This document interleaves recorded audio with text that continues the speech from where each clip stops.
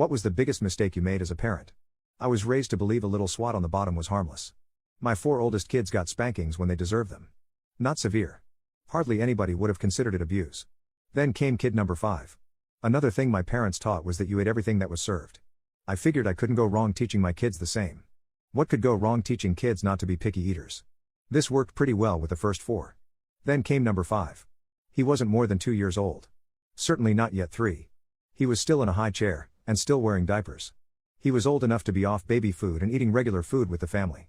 I don't remember what was served that night, but he was not going to eat it.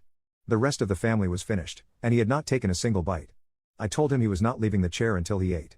A half hour later, the food was cold and he still wasn't eating. I pulled him out of the chair and spanked him. Put him back in the chair. He still wouldn't eat. I was coming unhinged. Yelling at him. Scaring the life out of him. He still refused to eat. Must be he couldn't feel the spanking through his diaper.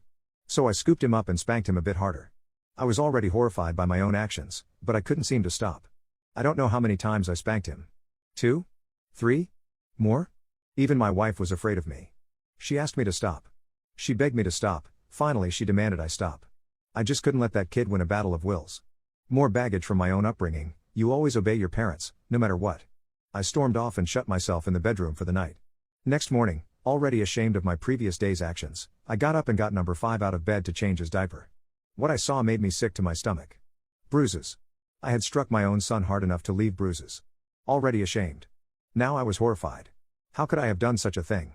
To make matters so much worse, a few years later we found out he was on the autism spectrum. As many kids do, who fall on the spectrum, he has certain tastes and textures he can't stand.